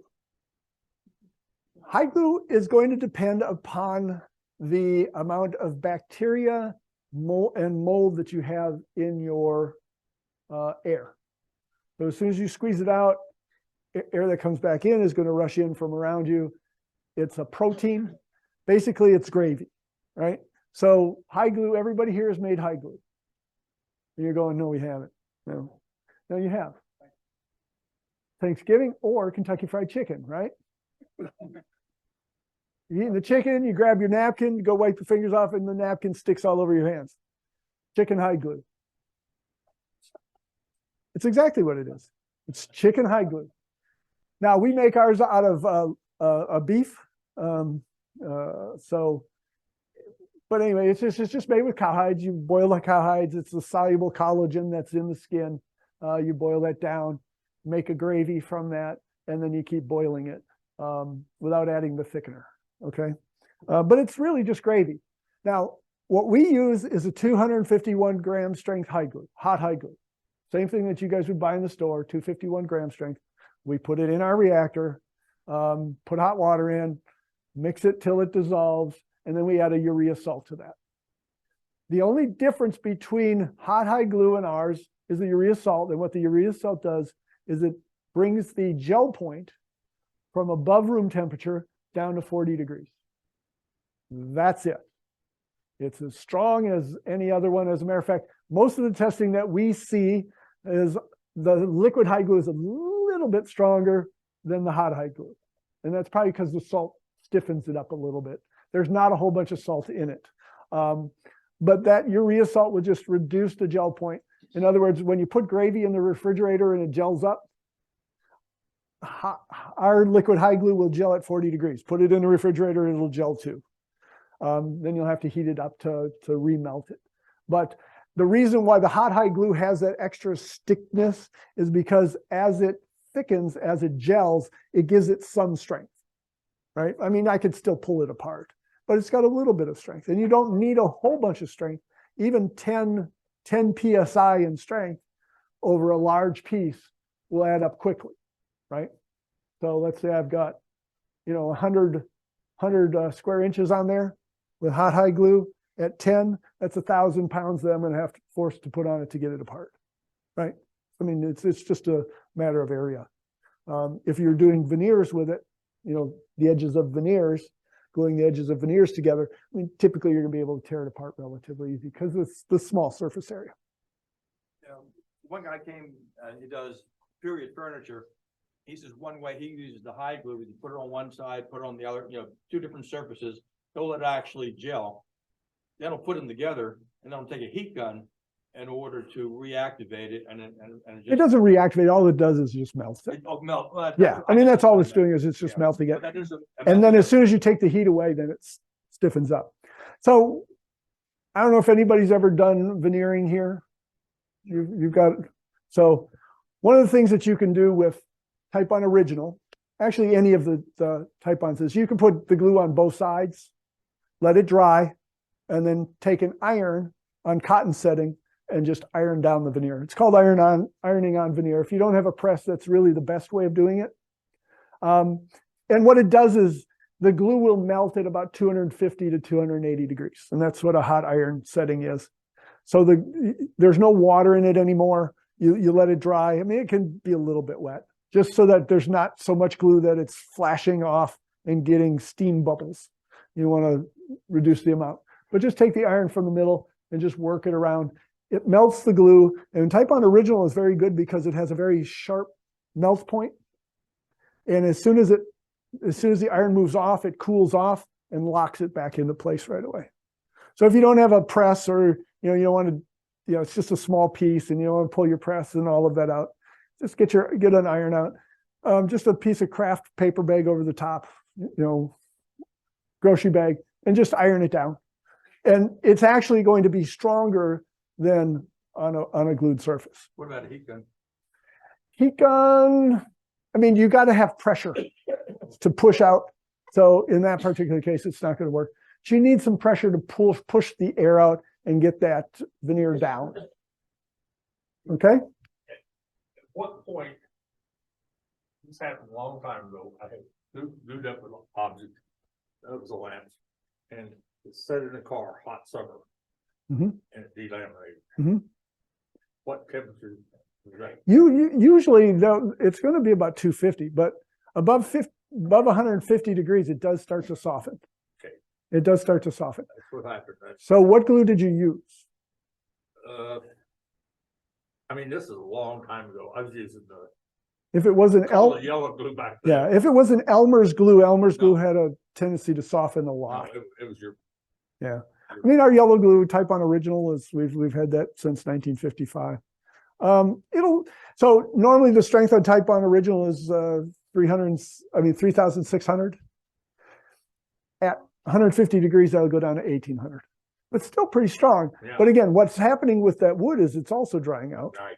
which is causing it to want to then separate. So in a lot of cases, yes, some of those areas, and especially Titebond Original sets pretty fast, like Titebond 2. And so in those cases where it may have cured a little bit before you got them together, it was more loosely held together at that point in time. So again, could have been a number of reasons. In most cases, if glued correctly in a hot car, usually it won't come apart. Usually it won't come apart. Real quickly, could you cover the development of the Titebond product line? Because typically, the way most product lines are developed is original came out, then there was a problem, so they came out with Titebond 2, 3, 4, Yeah. that kind of thing. Is that what happened? No. Yeah. So basically, after the war, before the war, it was all natural adhesives, right? Starch adhesives, high glues, things like that, right? All based on natural. During World War II, there was a big push to come up with synthetic rubbers because the Japanese had all of the rubber latex plants, right? All the rubber groves. And so the United States had a big push to develop these resin systems. And it turned out SBR, styrene butadiene rubber, tended to be there. But they, in that particular case, they developed epoxies at that time. Urethanes were developed at that time. That's where nylons came from. You had the PVAs at that point in time. And those were white glues, and they were terrible. So basically the furniture industry, right? Furniture industry is all about time is money for these guys, right? And so the white glues, they hated them because they set slow and they were just not water resistant at all. So to make a glue that worked for them, they added some phenolic resins, right? Phenolic resins is a reactive adhesive, reacts with the hydroxyl groups, causing it to polymerize and solidify. Those phenolic resins were kind of brownish in color and departed a yellow color to the adhesive. That's where yellow glues came in. Okay. Franklin started in 1935 with high glue. We were the original liquid high glue manufacturer, right? Which had a benefit in the furniture industry for those more difficult to bond substrates. In a lot of cases, the hot high glues only lasted a day or so in the pots before they putrefied, because all that bacteria from having it around for a long period of time, and they stunk so bad. Whereas the liquid high glues, the salts actually had some bioacidic activity to it, so it didn't go bad as fast. And so we had some success in the furniture industry with the liquid high glue, but they wanted something more like the hot high glue, where it would set fast. So Franklin actually developed a PVA that set as fast as a phenolic resin glue did. And the problem with phenolic resin glues is they had a pot life. So you mixed them together and then they'd solidify in the pot after a day or so. In some cases, if they needed good water resistance, they'd set within a couple hours. And so they liked them, but they didn't like them. So Franklin developed Titebond Original, and they brought it to the furniture industry, and they hated it. Well, they didn't hate it because they never tried it, because how we did it, adding borax to it instead of the phenolic resins, it was white. Oh. And so that didn't impart any color to the glue, and so they kicked us out as soon as we showed them the glue. So to get in, we added some food dye, and we took over the adhesive, took over the furniture industry with Titebond Original. I mean, we did. I mean, that market was owned by Titebond until competitors started to come in and figured out how to do that. Actually, Elmer's Glue was also based in Columbus, Ohio, and chemists would leave there with our formulas. So Titebond 2 was designed because they wanted a water-resistant adhesive. And basically, you just add a water-resistant monomer to that cross-links and gives it water resistance. I thought that was the advantage of 3. So 2 will pass a water resistance test. It's called a type 2 test. ANSI type 2 test. Titebond 3 will pass the type 1 test, which is a boiling water soak. But in most cases, who here boils their furniture? Doesn't matter. I mean, it doesn't matter. Titebond 2 or Titebond 3 in an exterior application has never failed, either of them. The benefit that Titebond 3 gives you is that it is a slower setting adhesive. Titebond 2 gives you that 5 minutes of open time. Titebond 3, 10 minutes. 2, you have to get it in the clamps within another 5 to 10 minutes. Titebond 3, you got 20 to 25 minutes to get in the clamps. Now, production people hate it. Production people hate Titebond 3 because it's set so slow. They love Titebond 2. Titebond 2 can be RF cured, which is a radio frequency, kind of like microwave cure, and it'll set within 2 minutes. Done. You're good to go. Titebond 2 is loved by production people. The only people who in production who love Titebond 3 is skateboard people. I don't know why. It was designed, actually, so we steal a lot of product. So we're the consumer group. We have our industrial group, which basically sells to furniture factories. We steal all of the stuff that they develop. So that all came from those guys. Looking for, and we're still looking for Titebond 4, right? But what do you need for Titebond 4? I mean, we got a glue for everything that we know of. Now there is a quote a D4 water resistance test, which is a little bit more stringent than the boiling water test. It's a European test. But again, who boils their furniture? In a lot of cases, you don't need it. Most of this is for if you're doing beams and structural applications where you need a structural adhesive. But we don't do that with you guys. I mean, you guys don't make structural stuff. For exterior, wood beams that go into huge architectural buildings, right? You don't have that. But we don't really need a D4, even though they're going to come out with one. And our marketing guys are, we need a D4. And I'm like, for what? But from a marketing aspect, they could say it's even more water resistant.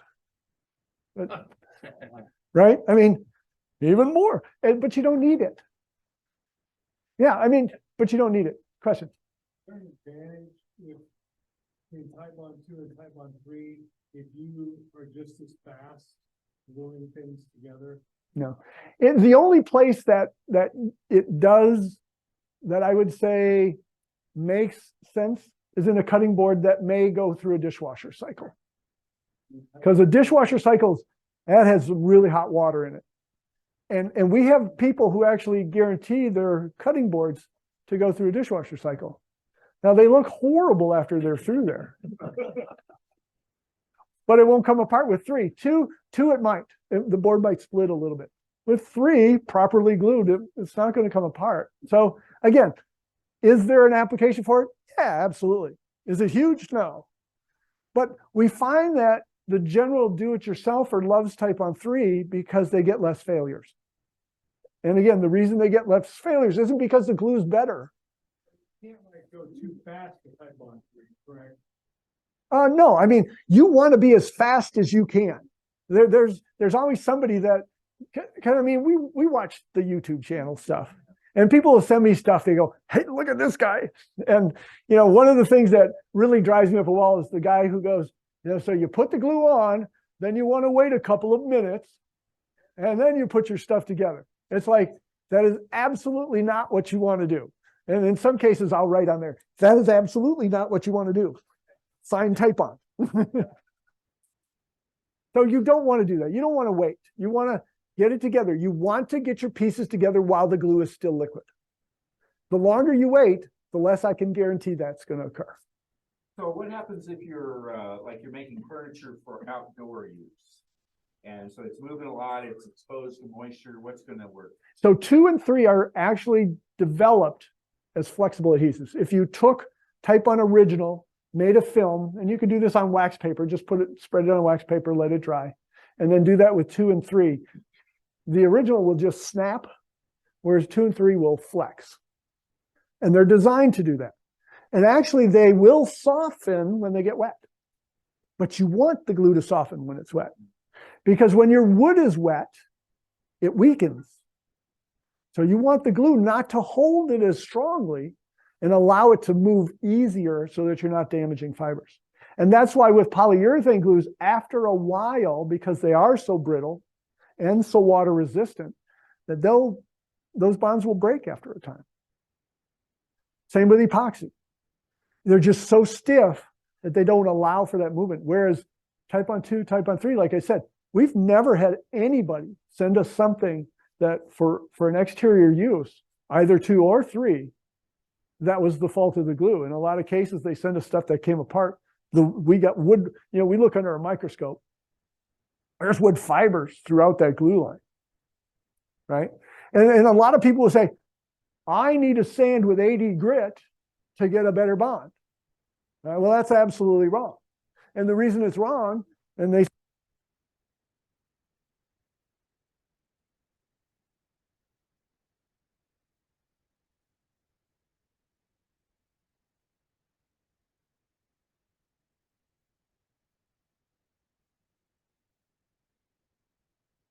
gluing damaged fibers.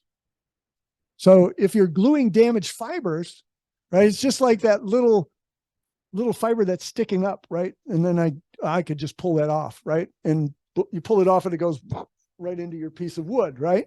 And that's the same with doing 80 grit, right? I'm gluing the damaged fibers and it really looks like I've got great wood failure.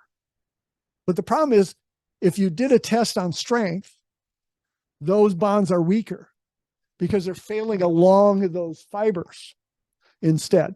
And so what we say is you want to have a surface that's about 220, 320 grit, a nice smooth surface. You don't want any burnishing, right? Sorry, that's this side. You don't want any burnishing. So, a high-speed sander, be careful with that. Actually, a nice hand plane surface. It's the best. It's best. Nice, sharp hand plane surface creates a very, very nice surface for bonding to. Okay. So you want it relatively smooth. You want all of that cellulose available for bonding to. Okay. That's what it is. And strong fibers.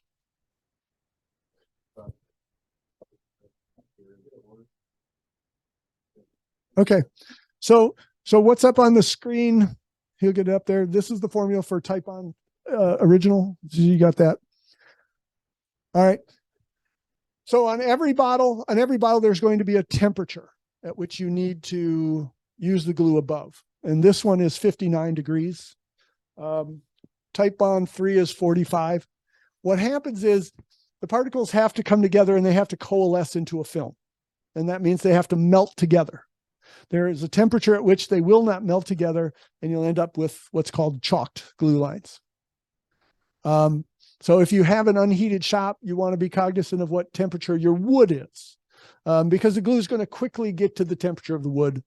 If you don't have a heated shop and it's cold, just go to Goodwill, buy you a couple of heated blankets, wrap your wood in the blankets, and then glue them up and then wrap them up again. It has to be above that temperature during the drying process so that you don't get it chalked. Okay. We talked about clamp pressure, joint preparation, joint design, cleanup. So we'll do quickly the 5 steps of gluing. What you want to do first is do a dry fit. One of the biggest questions that we get is how to get things apart. And what we're going to tell you is we're going to ask you a couple of questions. One is, what type of joint do you have? A pinned mortise and tenon? Yeah, that's funny. What type of glue, right? If you use high glue, typically a little bit of steam will take them apart. You use Titebond 2, that's a little bit more difficult, sometimes heat. A CA glue tends to be a little more brittle. Sometimes you can shock it and break it like glass in that particular case. But in a lot of cases, you're going to end up wrestling it. In a lot of cases, we're just going to tell you, sorry. So again, that dry fit will give you an idea of how to get it together, proper clamps, how to fix the joints, masking tape the areas. So you want to look at your project and go, I got to sand this thing, right? So in those cases, you want to look at it and go, am I going to be able to get sandpaper in there? In those cases, if you can't, get some masking tape on there and then slice it, let the squeeze out come off on the masking tape. Again, use a good masking tape, because poor masking tape, that sticky glue is harder to get off than squeeze out is. So again, it should give you an idea how many clamps. You want to get your glue, get the correct glue for the amount of time that you need for it to go. Look at your, if it's a mortise and tenon, you may want to think about an epoxy. Make sure it's in good condition, it comes out of the bottle.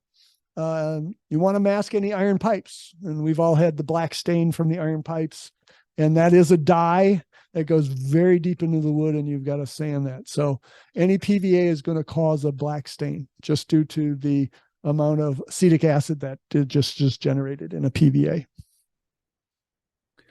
Okay, then you want to have water handy, because once the glue hits the wood, the time-space continuum changes. and time doesn't flow like it normally does. So you want to have water there in case you spill it on the rug or so. You want to get that cleaned up. Keep the glue wet. It'll wash out. It's only little particles of plastic that float in water. As long as the water doesn't dissolve and the particles don't coalesce into a film, you can easily wash them out. So just throw water on your clothes, keep the glue wet, then afterwards get them in the sink, rub them, fresh water, rub them again. The glue will come out. Even Titebond 3, which is notoriously water resistant. If it does dry, acetone water vinegar mixture will soften any glue, even the Titebond 3. So you should be able to scrape it off at that point in time. If it hits the dryer where the little particles are fully melted together, it's toast. Wear it proudly. Okay, then you want your shop and your substrates above the chalk point during the glue up. Consider gluing in stages if you've got a very difficult glue up. You can, in those cases, wet the wood and then blow humidity over your table. If you're at 100% relative humidity, the glue won't evaporate. And if your wood is saturated above the 17%, it won't dry. So you can actually get an unlimited amount of time to work with. Just note that you're going to have also a lot of water that needs to evaporate out of the wood before you move forward. So you can, it's not always recommended. And then you want to leave it time to dry, right? So Titebond 2, Titebond 3. I've seen people with 2 and original take them out of the clamps within 15 minutes. Do we recommend that? No. You'll see 30 minutes on the bottle. My rule of thumb is always, if you've got 2 hours, at least 2 hours is great. 3, you definitely better use 2 hours, even though it says 30 minutes on there. Again, it's going to depend on your wood. If you're having to clamp really hard to get it together, A, get better joinery. B is you're going to have to leave it in the clamps a lot longer. And again, that joint, because it's going to want to move, isn't going to last a long time anyway. Better joinery is better. And then that's it. So any questions? I appreciate you guys staying awake.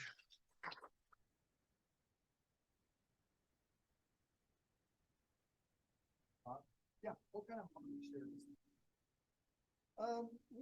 because Elmer's used to be our big competition. They sold to Newell, who moved everything to China, and now their glue kind of sucks. So we've gained a ton of market share. We're probably 75 to 80%. Oh wow! Oh wow! At this point in time, in the consumer market, yeah. And there's a lot of industrial guys that compete in that market, mostly on price. We're not the cheapest guy out there. But you don't want the cheapest glue. Well, that's what I would say is, we're the best glue out there. I mean, I'll absolutely tell you that because I've seen the processes that we go through. We focus on the woodworker. We steal from our industrial group to find the best glue for you guys. So, all right. Thank you, Bob. I appreciate it. Thank you, guys. Good information. Yeah, give it up to Bob. Thank you for presenting that. Challenge. Oh, our demonstrator typically calls the